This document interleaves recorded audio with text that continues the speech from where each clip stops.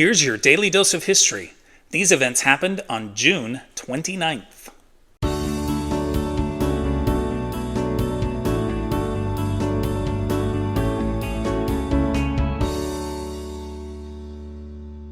In 1613, London's Globe Theatre, the wooden playhouse where many of William Shakespeare's plays premiered, burns down after a fire is ignited by a cannon that is fired as part of a performance of Shakespeare's Henry VIII.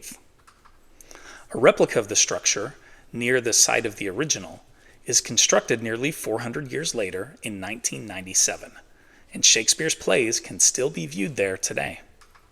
In fact, Mrs. Lewis and I saw King Lear there in 2022. Well, to be more accurate, I saw the play. Mrs. Lewis might have slept through most of it, which is impressive since the seats are not particularly comfortable. To be fair, I may have made the mistake of buying tickets for the same day we arrived in London after a long flight from Phoenix.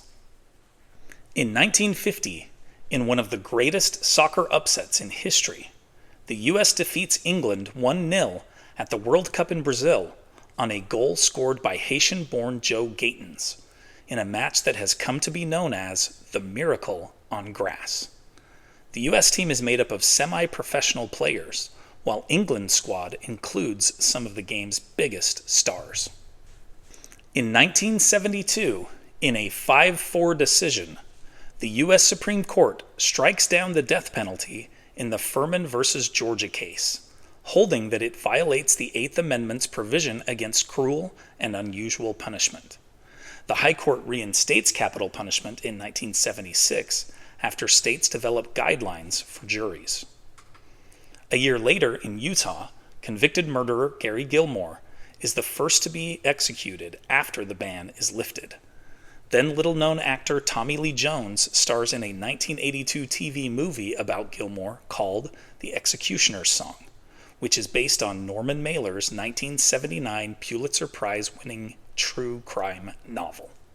In 1984, after a failed attempt at shooting a studio video for Dancing in the Dark, American rocker Bruce Springsteen films it live at his concert in St. Paul, Minnesota.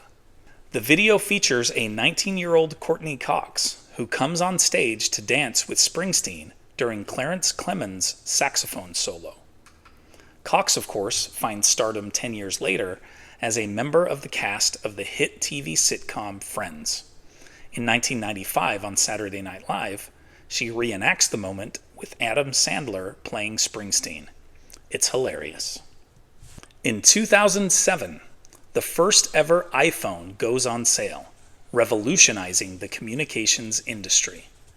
It is priced at $499 for the 4GB model and $599 for the 8GB model, and it is later named 2007 Invention of the Year by Time magazine.